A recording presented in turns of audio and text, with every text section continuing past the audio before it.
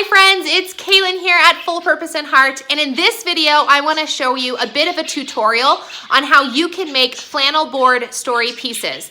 I use flannel board story pieces a lot when I'm teaching in my classroom, mostly as like a story aid, so like for Bible stories or fairy tales or fables if I'm teaching fables. But sometimes I will actually do it in like our math centers, and I'll make flannel board numbers for like our math centers, or you can do alphabet letters if you want to have some kind of different manipulative as you're teaching these subjects. It's a very simple process and super inexpensive. So if you're looking to create your own flannel board story pieces, then stay tuned and I'll show you how I do it.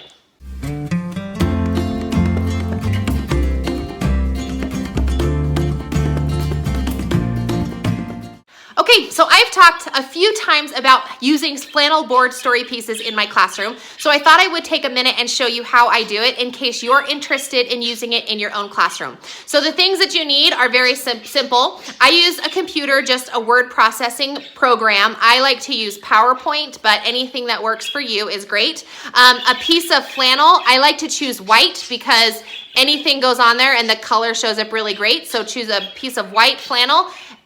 This is felt, it's not flannel. Is that what I called it? And then these fabric transfers. Fabric transfers, I buy the Avery brand, but you can buy any brand that you want. So the Avery brand works for me. And then something that you can store them in. There's all kind of options that you can store them in. I like choosing plastic bags just because they're easy and they're readily available. If you have a lot of story pieces, maybe like a pencil holder or something like this might be helpful for you to store your pieces in. But because you have a lot of pieces that come with your story, you want to make sure you keep them all together, okay? So first things first, we're going to go over to the computer and I'll show you how I do it. Okay, here we are on my computer. Now on the left side of my screen here, I have Microsoft PowerPoint. If you don't have Microsoft PowerPoint, any program can work. Whatever you use to do your word processing on, just choose that program, whatever you're comfortable with. Just make sure that you have an 8.5 by 11 sheet of paper here so that when you print it on your printer, it comes out correctly, okay? But any program will work. On the left side, or excuse me, the right side of my screen, I have my trusty Google Images. This is what I like to use when I look for images just because they've got a lot of options and it's clean and easy. Any search engine will work, of course, okay? So for this example, I'm going to do the story of the tortoise and the hare. There's several images that go with this story, so I think it'll be kind of a good fit. Now there's a couple of ways that you can go about doing this. So first I'm going to type in the tortoise and the hare clip art.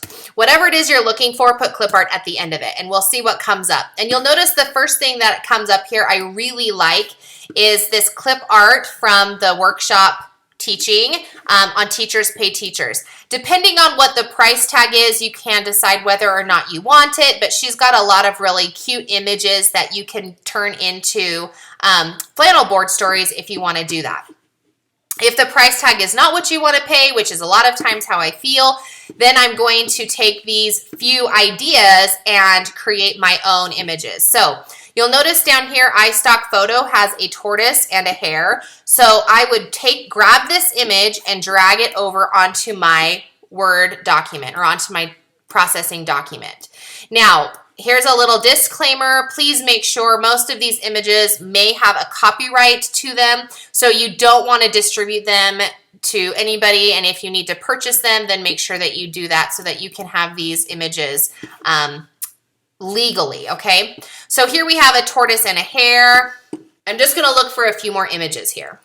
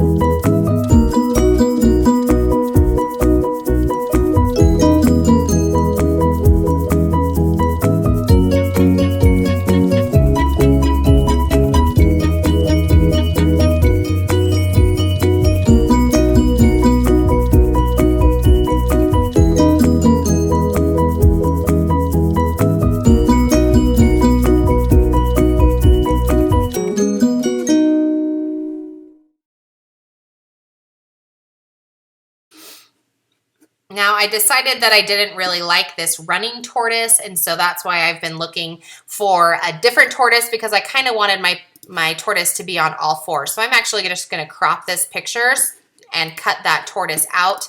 And now I have this tortoise here. Now it looks like Classroom Clip Art owns this illustration, so I'm going to find one that's free.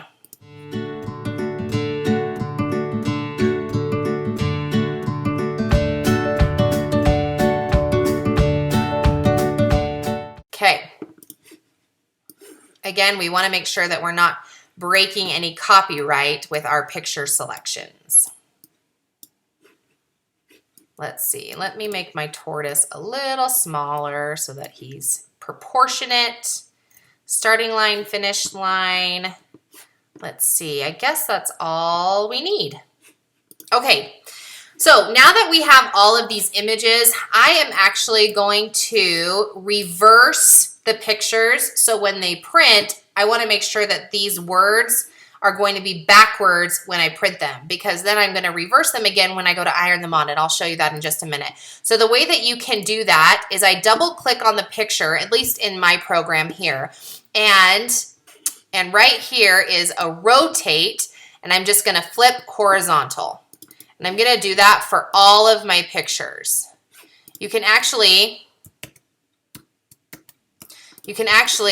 select them all this way. Format picture, rotate, flip horizontal, and everything will flip. Okay? Now we are ready to print our picture. Okay, so here I've got my Avery fabric transfers.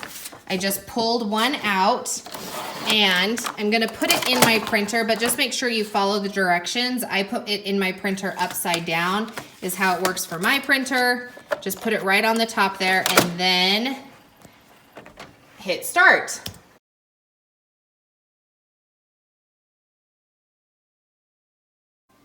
Okay, now I'm going to take this printed copy over to my ironing board. Okay, so you'll want to make sure that you read the instructions here. Make sure that you don't not follow any of the directions. It does say not to do it on your ironing board.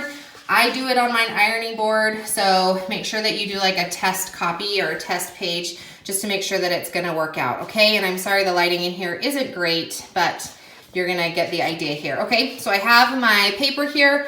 I just flip it upside down and put it on my piece of felt. And then I grab my iron. A couple of things, you want to make sure that you have it on the setting that there's no steam. Right here I've got it on no steam because you don't want any water to be going through, and have it on your highest setting so that it's nice and hot, okay?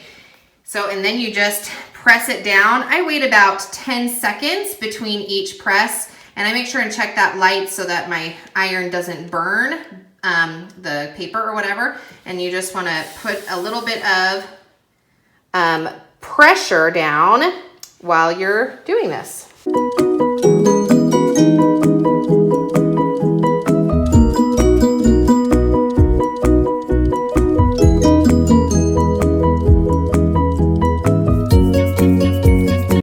Okay, so after you think that you have successfully ironed everything down and that the glue is sticking, you'll want to give it a minute to cool off. You can see the transfer is beginning to see through there, and I just like to give it a minute to air off, and then we're going to peel it off. All right, so now I'm going to test it here and make sure that it is all finished. You can tell because the actual piece there is going to be on your felt. And you just peel this piece off, like so. And there you go. Now you'll just cut these pieces out, and you'll have some perfect little flannel board pieces for the story when you go to tell the story of the tortoise and the hare. And there you go. Hopefully you found some value in this video and that you now have the tools that you need in order to go and make your own flannel board story pieces.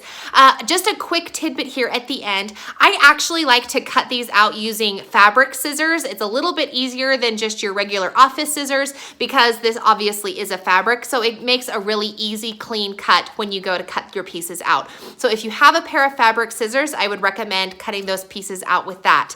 And also, I just want to mention briefly about the clip art. Please be as ethical as you can in finding clip art. Google Images gives you lots of options, but there are copyrights on some of those images. So make sure that you choose images that are free. You can also put in the search bar free, tortoise clip art or something like that, whatever image you're looking for. If you started off with the word free, then you're a little bit more likely to find that content that is in fact clean and free of any copyright. So just make sure that you're being ethical. Also, there's a lot of great clip art for purchase that you can find on teacherspayteachers.com or any other clip art website. So make sure that you are trying to be ethical when you're looking for your clip art. But other than that, there is a huge, wide world of opportunities and possibilities when it comes to making your flannel board story. So I hope you have fun with it. I hope you find value in it and that now you can go out and save a little bit of money by creating your own flannel board stories.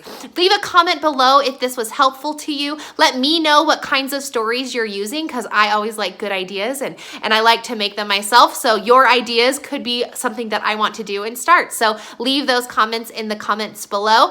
And if you liked this video and you found value, please give me a thumbs up and share it with others that you think might find value in it. Thanks so much for watching, guys, and we'll catch you in another video.